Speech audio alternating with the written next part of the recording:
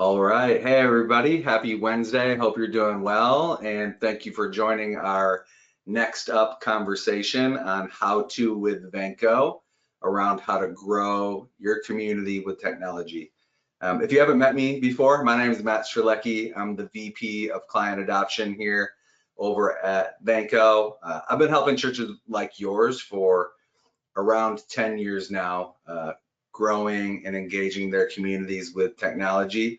And before that, I was actually an executive pastor for a multi-campus church over in Southern California. My wife will never forgive me for leaving Southern California. Pray for me. But just one of the reasons why I'm extra passionate about these conversations and really looking forward to this discussion here today. Before we get into it, just a few housekeeping items. So for one, you probably noticed already, but you're all in listen only mode just to help ensure that we've got a great listening experience for everybody that's joining us here today, which by the way, like amazing turnout, so cool to see so many of you from across the country. Again, welcome. At the same time, we know that these conversations are just so much better when they're interactive. So want to make sure, I'm going to take a moment here in a second to ensure that everybody knows how to do this, but we're hoping that you engage with us, ask any questions that may surface throughout this conversation, add in your feedback, shoot us any notes. Again, like this is meant to be a conversation today, not just a presentation. And then as always, we're going to be recording today's combo and we'll send that out to you in a few days so that if you want to revisit a part of our conversation or if you want to share that with somebody on your team, you have that really easily accessible. Okay, let's get into that engagement piece that I was messaging. I'm just going to go to the next slide here. Okay, so if you look in the upper right hand part of your screen, you'll see a few different options there. There's a questions tab. If you click down on that, you'll just see the traditional comment section, and it says questions, but feel free to drop in any feedback, thoughts, comments on top of those. We're going to keep an eye and we'll try to answer as many of those questions today as we can. If we don't happen to get to your question today, never worry. We'll have one of our amazing client success team members be sure to reach out to you, whether that's your CSM or a part of our greater success group. Okay, with that, I am so excited to start this conversation today with somebody that you most likely already know if you've joined us on one of these conversations before. The one, the only Abby Bergman. She is our Director of Marketing for us here at Venko, and in my opinion, she just does a fantastic job. Abby, how's life up in Minneapolis today? Life is great. We are seeing some sunshine peek through the clouds, so we are happy Minnesotans in the cities today. Love it. And same here down in Dallas. No lightning thunderstorms today. Enjoying the local coffee. We're having a good time down here. Okay, with that, today we're going to be talking about how to use social media with the upcoming summer slump. We know that so many of our church community members try to take advantage of the summer season and do some fun activities with their kids, travel a little bit maybe. So looking forward to getting into that and hearing some of your expertise from your experience and your amazing crew over there in the marketing org today, Abby. But before we do that, I want to just throw up a quick poll to get the conversation started today. The question that I want to ask to everybody on the call here today is, what social media platforms does your church use today? Facebook, Instagram, and then maybe like another poll that we should do sometime is, do you actually call it X or do you still call it Twitter? YouTube, TikTok, and you can select more than one. We're going to give you a few seconds here.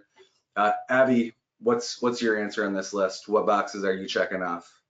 Yeah, this is a great question. Well, I'll answer kind of twofold. So one, here at Venko, again, we really try to be present across platforms. So Facebook, Instagram, YouTube, I would say are our core platforms, but we're also exploring how do we want to be present on Twitter. It used to be or X now. You can tell I'm dating myself maybe a little bit there.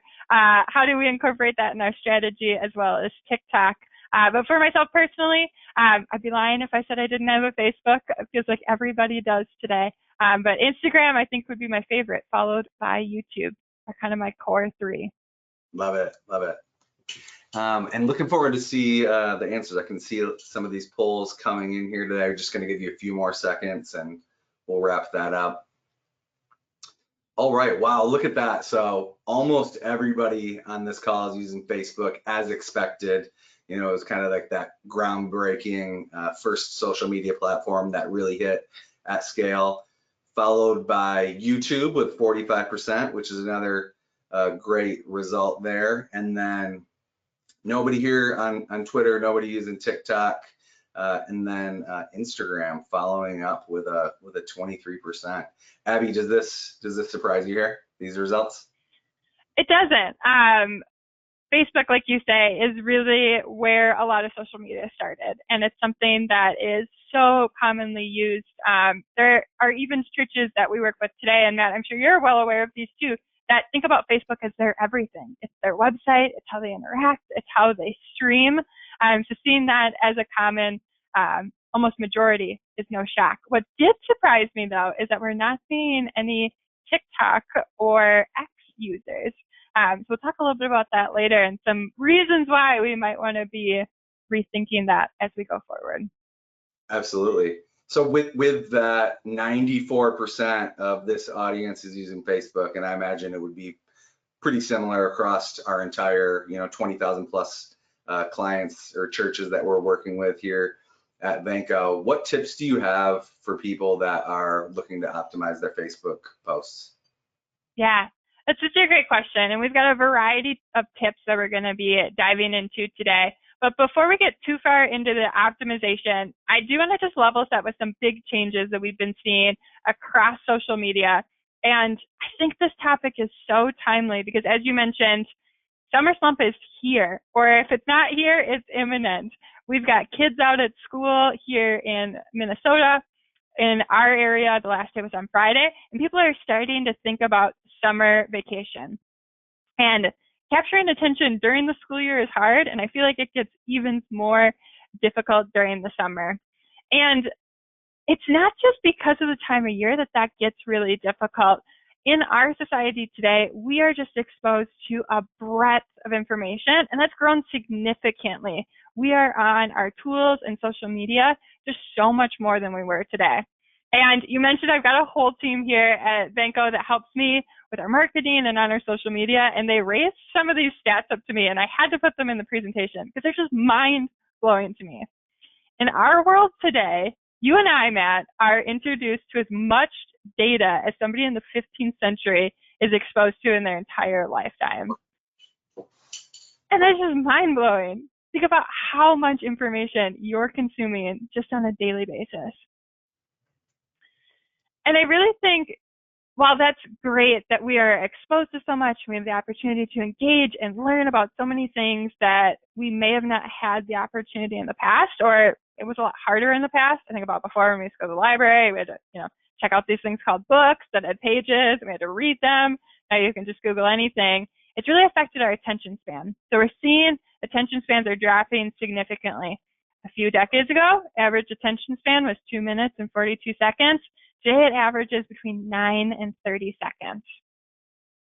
And while this information can feel discouraging, I always like to think, trying to be a glass half full person, knowledge is power. So we're going to talk about, again, now that you're aware of these trends, how can you utilize this information to our advantage? And we're thinking about how can we optimize engagement in our social media platforms moving forward.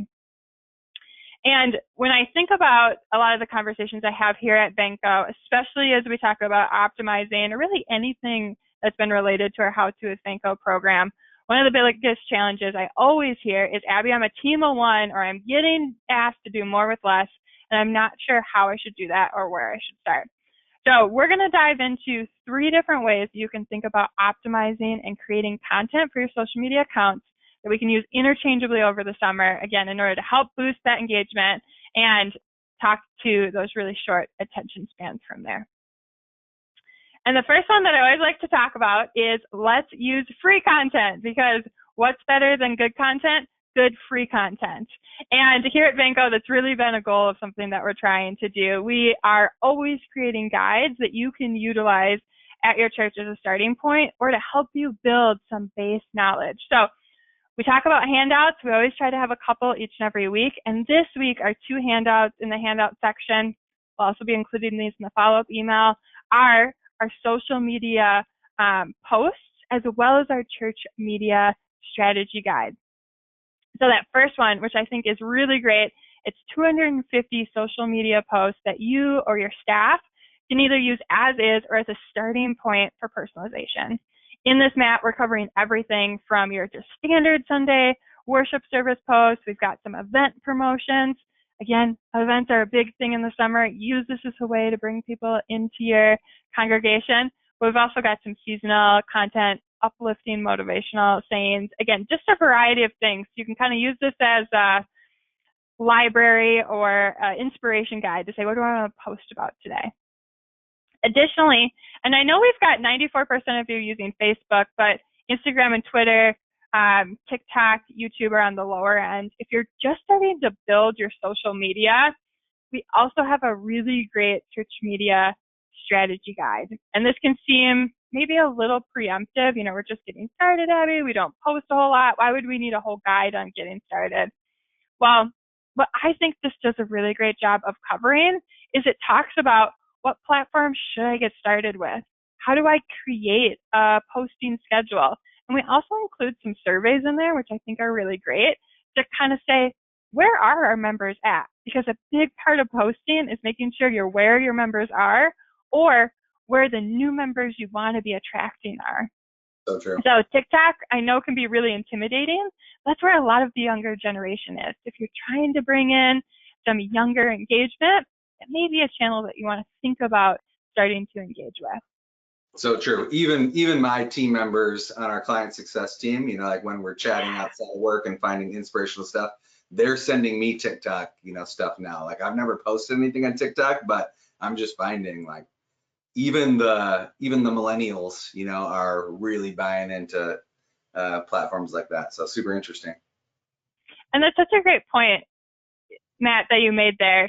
Don't feel like you have to jump right in to posting on all these places. Even just starting to create a profile and viewing that engagement to figure out what type of content is here. How could I see myself keeping my own personality? Because again, you never want to be somebody that you're not. I know that's oftentimes one of the things you can fall into on social media, but just getting engaged with these platforms to understand what's coming next. How could I see this being a part of my story?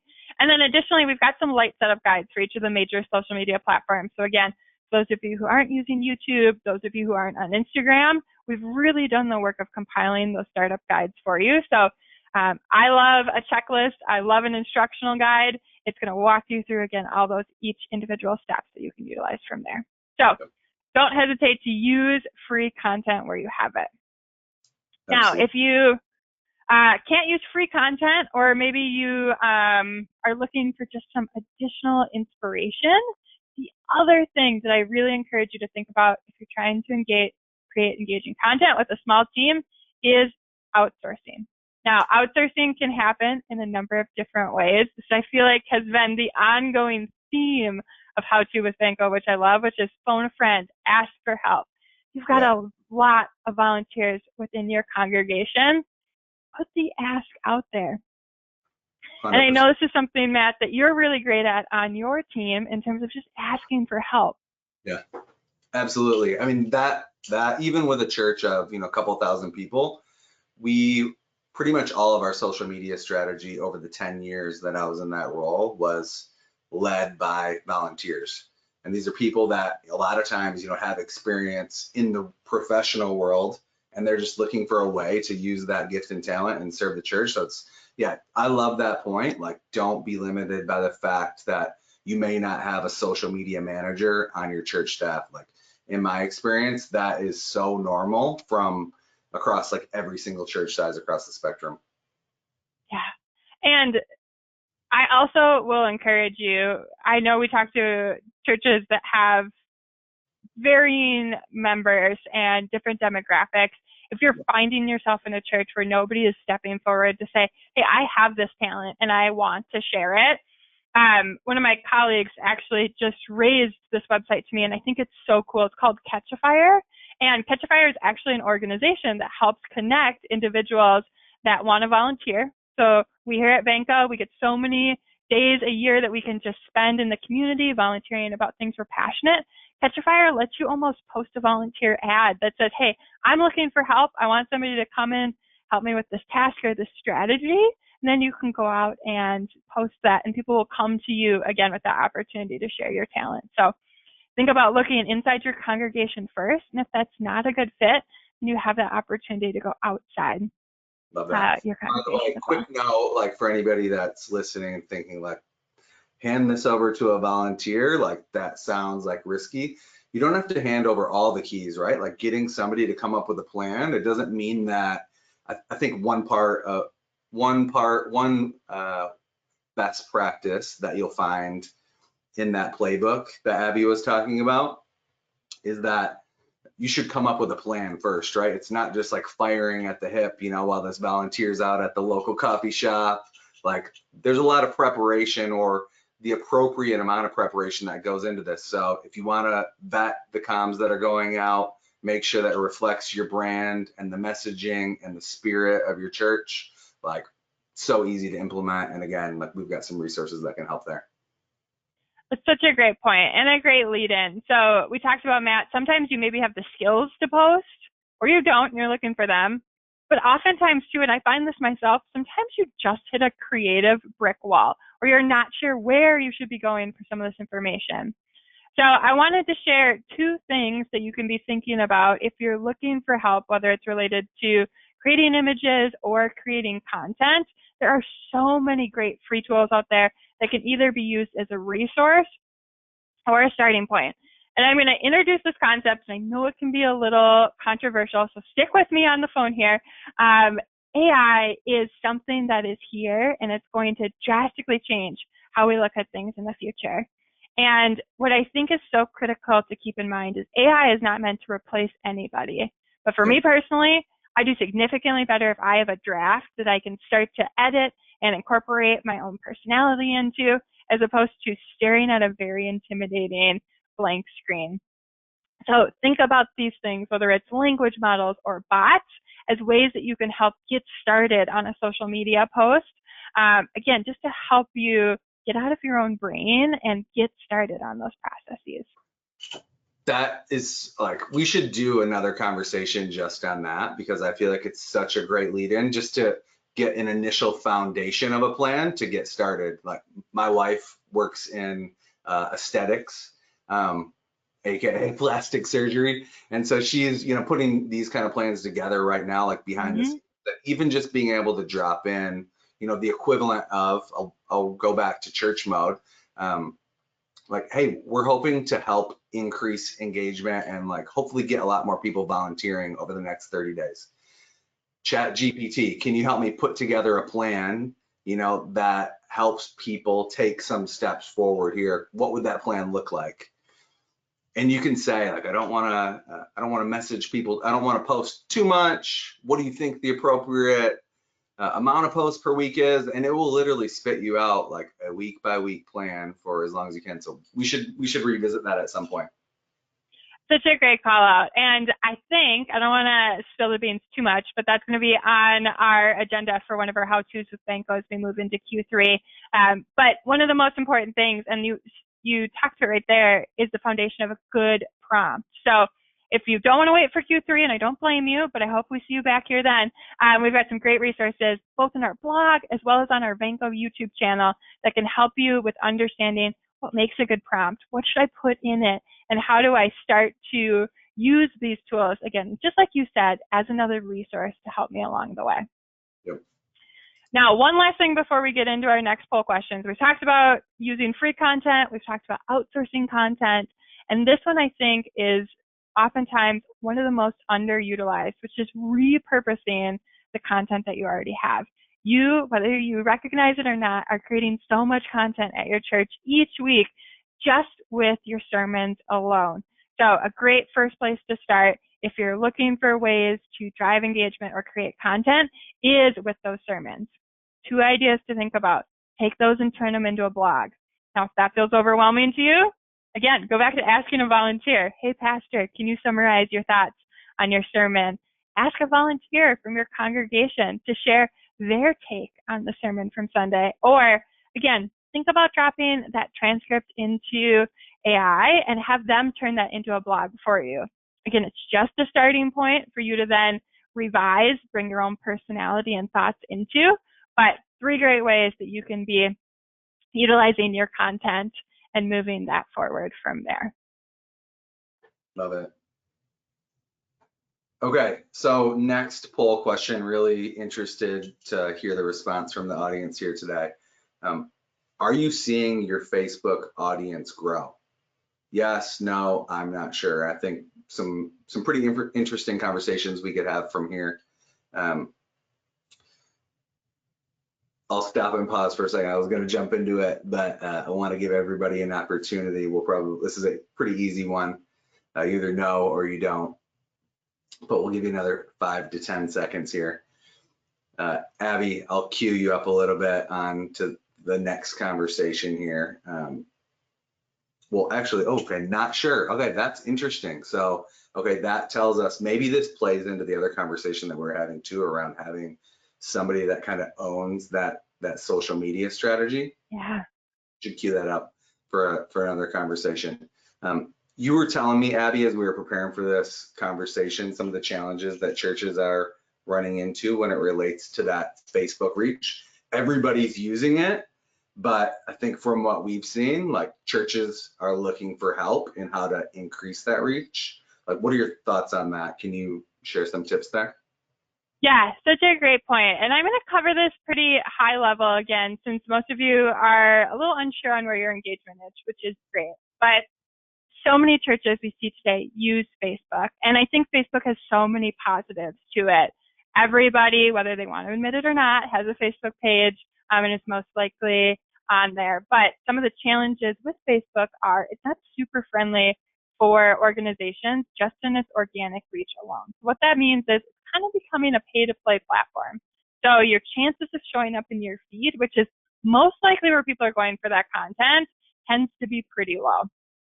For Venko, again, we've got a 2,700 followers. Most organic posts see between 2 and 5% reach. That means maybe 60 to 140 people are seeing our feed. So I know we have some people on our call today that are already using YouTube, and I highly encourage you, if you haven't already thought about that as a channel to dig into, to put that at your forefront of something that you're thinking about.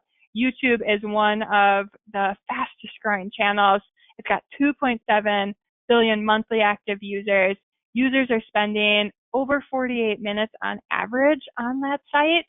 It's great for those that are producing content on a frequent basis, which your church is, if you think about your sermons.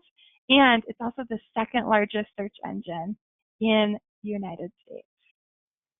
Yeah, I've converted. I use YouTube so much, like every single day, looking for areas that I can learn, find out some tips there. Okay, one other question here on that. I'm curious to hear from the audience. How are you using YouTube today? We've got another poll here. There's a lot of different ways. It's not just posting videos, right? Are you live streaming your services?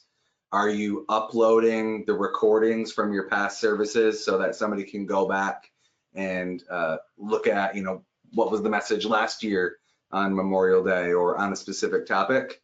Or are you just using short topic videos, taking clips from the Sunday message in service or the Sunday sermon, or other conversations or other content outside of that? Curious to see where this lands. I've got a good guess. but I'm looking forward to see here. We'll give you a few more seconds to log your answer here. Drum roll. All right, so half of the people in this group are using YouTube for live streaming. A little bit less using that for archiving past services, which I would say also, like, obviously anybody who's live streaming is also archiving those past services, so that might be a little bit higher if we were to combine those. Pretty much, everybody, 90%, are using it for one or two of those. And then short topic videos for Reddit. Okay, that's a super interesting one. And again, I think another really good topic of conversation that we can help with as we continue these how-to with Venkos. Yeah. So on that, like, obviously most of these churches are using it for live streaming or loading up previous messages. What would you say is the key driver for increasing that engagement? We're talking about engaging people in the summer slump. Like, let's tie that back on. Yes. Such a great question. And as we kind of wrap up and start to transition into our next steps, here's a couple things that I'll encourage you to think about. I love seeing that so many of you are using YouTube for live streaming and archiving your past services. Your sermons are such great content, and it makes me so happy to know that you're utilizing those. One thing to think about in terms of taking this a step further is make sure you're taking the time to optimize your post. A good post on YouTube has 5 key things. Keywords, so think of that as something an individual might be searching for. Drop those throughout that description. A strong title. Again, how do you want to introduce this to your viewers on YouTube? It may be the date and the time of the service, but think about if there's anything else you want to include in that title. I got Venko online on the brain with our tiles. A description. Think about this again like a mini blog post. Good ones can be 300 words or more. Don't hesitate to include an outline. Talk a little bit about what's covered in the sermon, and, which brings us into number 4, include good CTAs in that description. Every time you're posting a video, talk about what you want them to do next. This could be make a donation, register for an upcoming event, watch a related video if you're doing a sermon series, or subscribe. And then lastly, think about your tags, because those are what the YouTube robots are going to be using in the background to classify your videos and help you really expand that reach from there. Love that. Yeah, even stuff like prayer requests and stuff, right, that come out as people are being inspired, just having an easy call to action. And one of the things that I really like about YouTube is you can just drop those links right in the bottom, and we can talk about this another day, but you can queue those up even in the video so people can just like click on those links as whoever's talking is calling that out. So much potential here. And by the way too, a lot of this you could take a transcript of, let's just say, your Sunday sermon, drop that into a AI large language model, and it will spit out suggested keywords, some title options, description, and again you can edit all that. Kind of fast tracks that process if you're not sure where to start. Such a great call. Again, using those tools to just help you get started and on that process. So again, things to think about. Growing your subscription base is going to be one of your key items on YouTube. So 3 quick ways you can do that. Make sure you're using subscription links. Add this little tag anytime you're sending out a link so people get prompted to subscribe to your channel. Think about adding info cards. Again, things during that video to drive to a call to action, which we call in the marketing world for shorthand a CTA, and then utilize those end screens to encourage your viewers to subscribe, and don't hesitate to pair that with an ask. Again, you make that ask during service, especially if you're doing those short videos. Encourage people to subscribe so they're getting all of your great content in real time. 100%. So, Abby, quick little wrap-up tips. Yeah. One quick note, just because I'm looking through the questions in here. We have people asking about CTA, and as you know, we are the kings and queens of acronyms here. Yeah.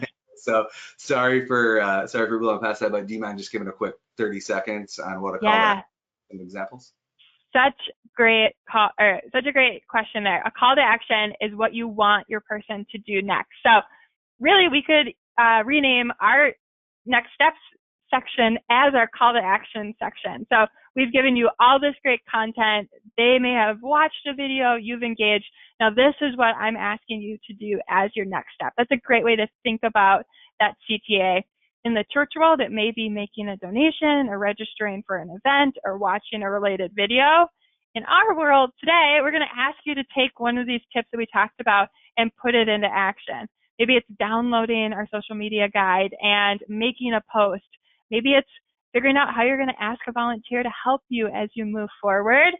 Or it could be asking you to join our next session on our How To with Venko. Again, where we're going to be talking more about video and how do you optimize those? What do you think about if you're maybe wanting to trim or create some short videos that align with those attention spans? There's some tools that can help you do that from there. Appreciate that. All right, and then one thing I know that we've been meeting about like daily, I'm sure, you know, you're sick of meeting with me like so consistently, but we're all extremely excited about some of the work we've been doing behind the scenes, and we're getting ready to kind of show that to the world. We've got our new Venko Giving platform launch that's coming up, which by the way, is so much more than just giving. Some really great tools to help you grow and engage your community. Abby, do you mind just talking a little bit about what that launch is going to look like and how these attendees can participate? You bet. So we talked about QR codes last week. We've got a QR code here. So we are going to be doing our launch of our new platform, which we're calling Venko Giving, on June 18th at 12 p.m. Central Time. So if you haven't already registered, utilize our QR code. That's going to take you to the registration page. As Matt mentioned, we're going to be introducing our new full platform, which is not only going to help you with giving, but also with donor engagement. So we're going to be introducing some new reporting to help give you better giving insights. We're going to be talking about video content and some tools to help you with making your video more accessible. And then again, we're going to talk a little bit about donor communication, some tools to help you with that and why that's so important. So if you haven't had a chance to register yet, scan the QR code. We'd love to have you join us and introduce you to some of these new tools that can really help your church grow and thrive. Love it. June 18 cannot come fast enough. Hope to see you all there. All right, if you have any additional questions coming out of today, I know we try to keep these to 30 minutes, try to move through pretty quickly, but give you enough to really grab onto so you know like what the next step is. We'd love to help you continue to act on that, get some really good momentum in your church. If you have any questions, you can call our client services team. That 1-800 number is right there, and it's just a little quick time saver, option 1 if you want to fast forward to a rep. On that side, you can send us an email. Again, we get back to these quite quickly, so that's another great option. And then our customer success team, whoever your CSM, will also be keeping an eye here. So feel free to reach out. And again, on June 18 is our next Venko Giving launch, and we're going to be kicking that off again on June 26 with another really relevant content, how to use video to reach members outside of your service. We're not really given the details yet for the Venko launch, but we've got a really great product that we think is going to help you there with that to, again, grow and engage your community. Thank you so much for joining us, everybody. Appreciate you. We're praying for you. Hope this next season is an amazing one for you. And hopefully we get to the other side of summer and we say, summer slump, what?